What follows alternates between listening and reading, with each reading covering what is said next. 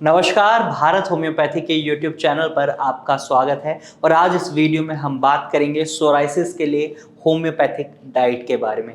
कई पेशेंट्स के मन में सवाल चल रहा होता है, जब वो सोराइसिस की दवाइयाँ ले रहे हैं, होम्योपैथिक दवाइयाँ ले रहे हैं, तो उनके मन में बस यही रहता है, हमें कौन सी चीज़ें खानी है, कौन सी चीज़ें नहीं खानी है जब हम अपना इलाज ले रहे हैं। क्योंकि जब भी कोई पेशेंट कहीं से भी ट्रीटमेंट लेता है तो उसका मेन पर्पज़ यही रहता है कि जल्दी से बीमारी ठीक हो और कोई भी वो ऐसी गलती ना करे जिसकी वजह से उनकी बीमारी बढ़े। तो डाइट एक बहुत इंपॉर्टेंट रोल प्ले करने वाली चीज़ होती है।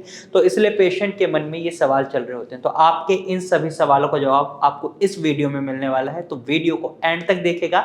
सबसे पहले जानेंगे कौन सी चीज़ें आपको शामिल करनी है, उसके बाद जानेंगे कौन सी चीज़ें आपको अवॉइड करनी है। शामिल करने वाली चीज़ें जितनी ज़्यादा जरूरी हैं, उतनी ही ज़्यादा जरूरी ये भी है कि कौन सी चीज़ें आपको अवॉइड करनी है। क्योंकि अगर आप उन चीज़ों को शामिल नहीं करते हैं जो आपके लिए फायदेमंद है, तो आपके शरीर को कोई नुकसान नहीं पहुंचेगा। लेकिन अगर आप उन चीज़ों का सेवन करते जा रहे हैं जिन्हें आपको अवॉइड करना है, तो आपके शरीर को नुकसान पहुंच सकता है, आपका सोराइसिस और बढ़ सकता है।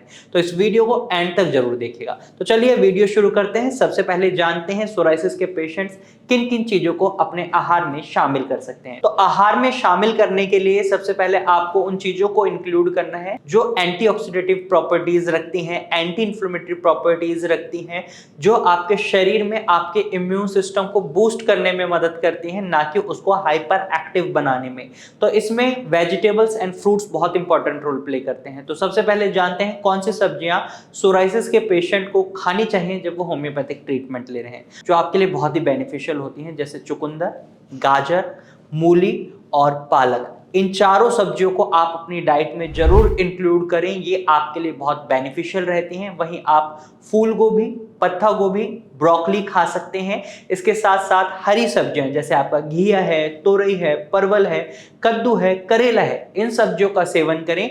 ये आपके पेट को भी साफ रखती हैं, कॉन्स्टिपेशन की प्रॉब्लम क्रिएट नहीं होती। क्योंकि अगर आप कॉन्स्टिपेशन को फेस कर रहे हैं तो इसकी वजह से भी आपका सोराइसिस बढ़ सकता है, क्योंकि शरीर के अंदर ऑक्सीडेटिव स्ट्रेस बढ़ रहा है। फलों में आप सेब, अनार, पपीता, जामुन और स्ट्रॉबेरी खा सकते हैं। साथ ही साथ आप पाइनएप्पल भी खा सकते हैं।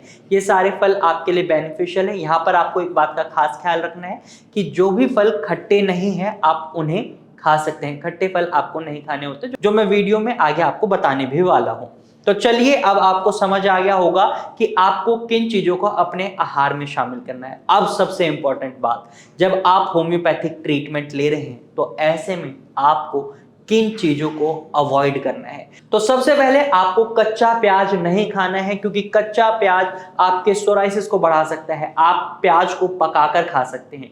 दूसरा, आपको लहसुन बिल्कुल नहीं खाना है, कच्चा लहसुन बिल्कुल नहीं खाना है। हल्का फुल्का पकाकर आप लहसुन खा सकते हैं। अगर अवॉइड कर सकते हैं तो कोशिश करें आप लहसुन को बिल्कुल ही अवॉइड करें। उसके बाद आपको फ्रेगनेंस वाली चीजें जैसे हींग है, हींग का सेवन नहीं करना है, क्योंकि ये आपकी होम्योपैथिक दवाइयों की जो असर होता है उसको कम कर देती है और रिकवरी आपकी स्लो हो जाती है। तो इस बात का खास ख्याल रखें। वहीं पानी आप कोशिश करें उबला हुआ पानी पिएं या आरओ का पानी पिएं। जितना साफ आपका पानी रहेगा उतना स्वस्थ आपका शरीर रहेगा और उतना ही आपका सोराइसिस नहीं बढ़ेगा।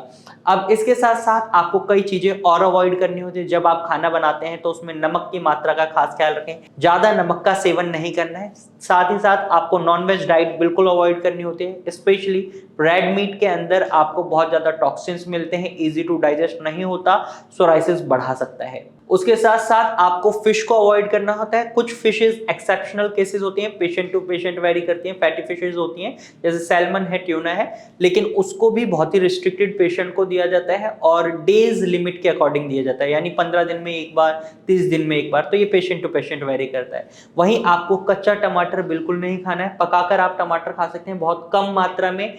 हालांकि होम्योपैथिक ट्रीटमेंट में हम यही सलाह देते हैं कि आप टमाटर को अवॉइड करें तो उतना ही अच्छा है। इसके साथ साथ आप आलू और बैंगन बिल्कुल नहीं खाएंगे, क्योंकि ये दोनों चीजें आपके सोराइसिस को बढ़ा सकती हैं। अब बात कर लेते हैं कुछ फलों की जो आपको बिल्कुल अवॉइड करने हैं, जैसे संतरा है, मौसमी है, अंगूर है और आपका नींबू है। ये सभी फल खट्टे फलों में आते हैं और खट्टे फल सोराइसिस पेशेंट को खाने के लिए मना करा जाता है, क्योंकि ये फल आपके शरीर में ऑक्सीडेटिव स्ट्रेस भी बढ़ा रहे हैं, एसिड के लेवल को भी बढ़ा रहे हैं और इसकी वजह से आपका सोराइसिस बढ़ सकता है। तो इस बात का खास ख्याल आपको रखना होता है। तो गलती से भी इन फलों को अपने आहार में शामिल ना करें जब आप होम्योपैथिक ट्रीटमेंट ले रहे हैं। वहीं इसके साथ साथ आपको शराब का सेवन नहीं करना होता, स्मोकिंग नहीं करनी होती, खाना बनाते समय बहुत ज्यादा लाल मिर्च और हरी मिर्च का इस्तेमाल नहीं करना होता, गरम मसाले का इस्तेमाल नहीं करना होता, मतलब मसाले हल्के ही रखने होते हैं। और डेयरी प्रोडक्ट में जैसे दही है, पनीर है, इन चीज़ों को अवॉइड करना होता है। दूध पेशेंट टू पेशेंट वेरी कर सकता है।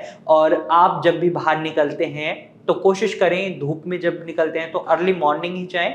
आप इवनिंग के समय भी धूप ले सकते हैं, लेकिन जो डे टाइम होता है यानी 12 से या 10 से आपका 3-4 बजे तक का, उस टाइम जब भी आप धूप में निकलते हैं तो सनस्क्रीन का इस्तेमाल जरूर करें।